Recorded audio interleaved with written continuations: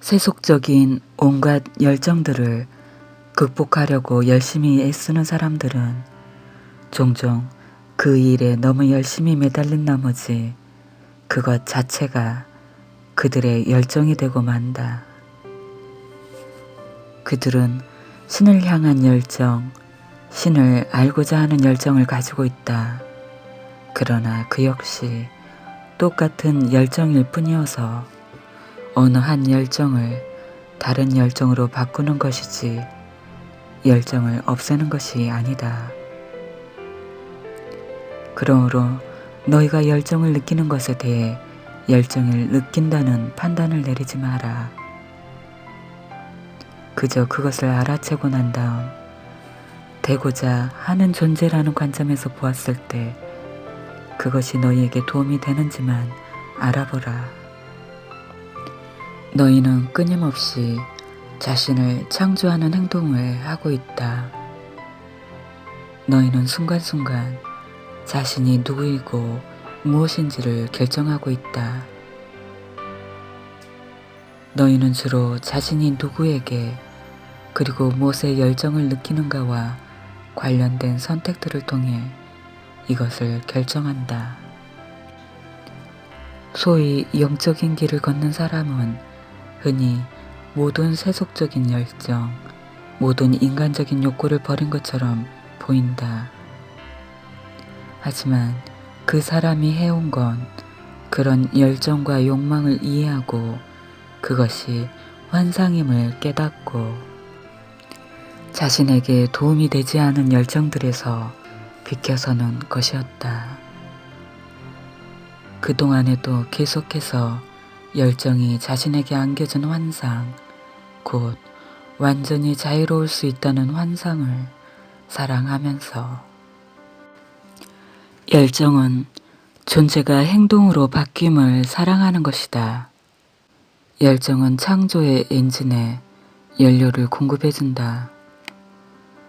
그것은 개념을 체험으로 바꾼다.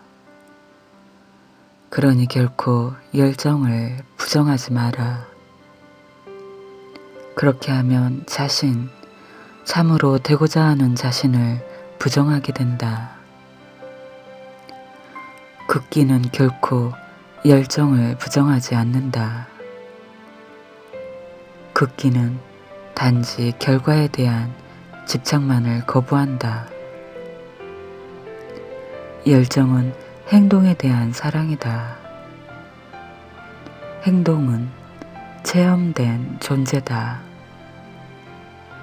그런데 흔히 행동의 일부로 무엇이 창조되는가? 기대다. 기대 없이 특정한 결과들을 요구하지 않으면서 삶은 사는 것, 그것이 바로 자유다. 그것이 바로 신성이다. 그것이 바로 내가 사는 방식이다. 당신은 결과에 집착하지 않습니까? 절대로 하지 않는다. 내 기쁨은 창조에 있지 결과에 있지 않다. 극기는 행동하지 않겠다는 결정이 아니다. 극기는 특정 결과를 기대하지 않겠다는 결정이다. 여기에는 아주 큰 차이가 있다. 열정은 존재가 행동으로 바뀜을 사랑하는 것이다 라는 말씀이 무슨 뜻인가요? 존재함은 존재의 최고 상태다. 그것은 가장 순수한 본질이다. 그것은 지금과 지금 아님, 전체와 전체 아님, 신의 항상 그대로임, 결코 아님, 둘 다를 아우르는 것이다. 순수 존재는 순수한 신성이다. 그러나 우리는 단순히 존재하는 것만으로는 결코 충분치 않았다. 우리는 늘 우리가 무엇인지 체험하길 갈망했다. 그리고 그것을 이루려면 행동이라는 신성의 전혀 다른 측면이 필요했다. 예컨대 너희 자아의 핵심부가 그 멋진 사랑이라는 신성의 한 측면이라고 해보자. 사실 사랑이야말로 너희의 실체다. 그런데 사랑이라는 것과 뭔가를 사랑한다는 것은 전혀 다른 문제다. 영혼은 자신을 체험 속에서 인식하기 위해 존재하는 것에 대해 뭔가를 하고자 갈망한다. 그리하여 영혼은 행동으로 자신의 가장 고귀한 관념을 실현하고자 한다. 이렇게 하려는 충동을 열정이라 한다. 열정을 죽여라. 그러면 너희는 신을 죽이게 된다. 열정이란 여 안녕 하며 인사하고 싶어하는 신이다. 그러나 알다시피 일단 신은 그런 식의 사랑을 하고 나면, 즉 자신을 실현하고 나면 더 이상 아무것도 필요하지 않다. 반면에 인간은 흔히 투자한 것에 대한 반대의 급부가 필요하다. 만일 우리가 누군가를 사랑한다면 그것도 좋다. 하지만 상대방에서 그 사랑을 어느 정도 되돌려 받는다면 그건 더 좋은 일이라는 식이다. 이것은 열정이 아니다. 이것은 기대다. 기대는 인간이 겪는 불행의 가장 큰 원천이며 인간을 신에게서 떼내는 것이다.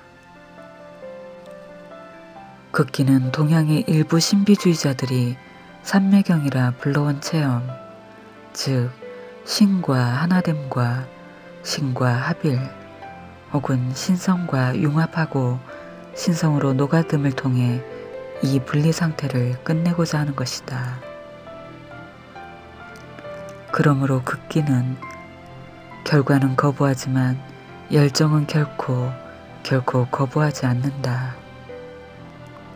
사실 성각자들은 열정이야말로 신에게 이르는 길, 자기 실현으로 가는 길임을 직관으로 안다. 만일 네가 어떤 것에 대해서도 열정이 없다면 너는 전혀 사는 게 아니라는 세속의 표현조차도 이 점을 잘 드러내준다. 너희가 저항하는 건 지속되고 너희가 살펴보는 건 사라진다고 말씀하셨는데 그 뜻을 설명해 주시겠습니까? 스스로 어떤 실체성도 부여하지 않은 것에 저항할 수는 없다. 어떤 것에 저항하는 행동은 그것에 생명을 주는 행동이다. 어떤 에너지에 저항할 때 너희는 그것이 거기에 자리 잡게 한다. 저항하면 할수록 그것은 점점 더 현실이 된다. 너희가 저항하는 것이 무엇이든 간에 너희가 눈을 뜨고 살펴보는 것은 사라진다. 즉 그것은 그 환상적인 형태를 유지하기를 그친다. 만일 너희가 어떤 것을 살펴본다면, 그것을 진짜로 살펴본다면 너희는 그것을 꿰뚫어 보게 될 것이며 그것이 너희에게 보여주던 모든 환상을 꿰뚫어 보게 될 것이다. 그러면 너의 시야에 남는 것은 오직 궁극의 실체뿐이다. 궁극의 실체 앞에서 너희의 허약한 환상은 아무 힘도 갖지 못한다. 그것의 악의 힘은 점점 약해져 너희를 오래 붙들 수 없다. 너희는 그것의 진실을 본다. 그리고 진실은 너희를 자유롭게 해준다. 그런데 만일 자신이 살펴보는 것을 사라지게 하고 싶지 않다면요. 언제나 그것이 사라지길 원해야 한다. 너희의 현실에서 붙들어야 할 건 하나도 없다. 하지만 만일 너희가 굳이 궁극의 실체 대신 삶의 환상 쪽을 택하고 싶다면 너희는 그냥 그 환상을 재창조하면 된다. 애초에 너희가 그것을 창조했던 것처럼 너희는 이런 식으로 갖고 싶은 것을 가질 수 있고 더 이상 체험하고 싶지 않은 걸 삶에서 제거할 수도 있다. 그러나 절대 어떤 것에도 저항하지 마라. 저항하면 그것이 없어지리라고 여긴다면 다시 생각해보라. 오히려 너희는 그것이 더 튼튼하게 뿌리박도록 만들 뿐이다. 내가 모든 생각에는 창조력이 있다고 말하지 않았던가?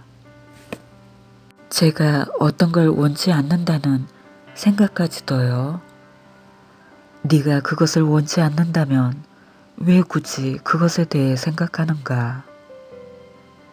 원치 않은 것은 재고하지 마라. 그러나 만일 네가 굳이 그것에 대해 생각해야 한다면, 즉 그것에 대해 생각하지 않을 수 없다면 저항하지 마라.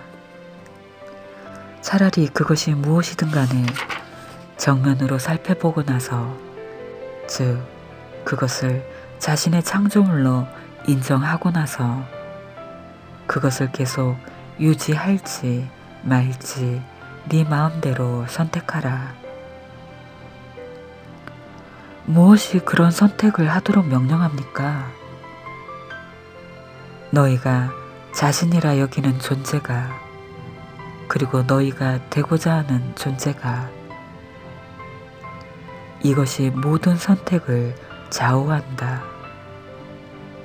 너희가 이제까지 살아오는 동안 내린 모든 선택과 앞으로 내릴 모든 선택을.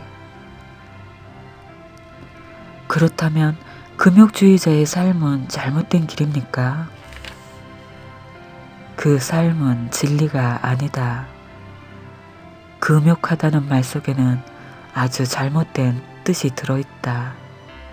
사실 너희는 어떤 것도 거부할 수 없다. 왜냐하면 너희가 저항하는 건 끈질기게 지속되니까. 참된 극기는 거부하지 않는다. 단지 다르게 선택할 뿐이다. 다르게 선택한다는 건 어떤 것에서 멀어지는 것이 아니라 그것을 향해 움직여가는 행동이다. 너희는 어떻게 해도 그것에서 달아날 수 없다. 그것은 지옥 끝까지도 너희를 쫓아올 것이다. 그러므로 유혹에 저항하지 말고 그저 그것에서 돌아서기만 하라. 내 쪽으로 돌아서고 나를 닮지 않은 모든 것을 외면하라. 그러나 이 여행에서 너희가 가는 곳에 이르지 않을 수는 없기 때문에 잘못된 길 같은 건 있을 수 없다는 걸 알아둬라. 그건 단지 속도의 문제, 즉 단지 언제 그곳에 닿을지의 문제일 뿐이다. 그러나 그조차도 하나의 환상이다. 사실 언제는 존재하지 않는다. 전과 후 역시 존재하지 않는다. 존재하는 건 오로지 현재뿐이다. 너희가 자신을 체험하는 항상이라는 영원한 순간. 그렇다면 그 의미는 무엇입니까? 우리가 그곳에 이르지 않을 방도가 없다면 삶의 의미는 무엇입니까? 우리는 자신이 하는 일들에 대해 전혀 걱정할 필요가 없는 것 아닙니까? 너희가 자신을 체험하는 항상이라는 영원한 순간. 그렇다면 그 의미는 무엇입니까? 우리가 그곳에 이르지 않을 방도가 없다면 삶의 의미는 무엇입니까? 우리는 자신이 하는 일들에 대해 전혀 걱정할 필요가 없는 것 아닙니까? 물론 너희는 걱정할 필요가 없다. 그러나 주의를 기울이는 게 좋을 것이다. 그저 지금 자신이 무엇이 되고 있고 무엇을 하고 있고 무엇을 갖고 있는지 깨닫고 그것이 자신에게 도움이 되는지만 살펴보라. 삶의 목적은 어딘가에 이르는 것이 아니다. 삶의 의미는 너희가 이미 그곳에 있고 예전에도 항상 있었다는 걸 깨닫는 것이다. 너희는 항상 순수한 창조의 순간 속에 있으며 영원히 있을 것이다. 그러므로 삶의 의미는 자신을 창조하고 그런 다음 그것을 체험하는 데 있다.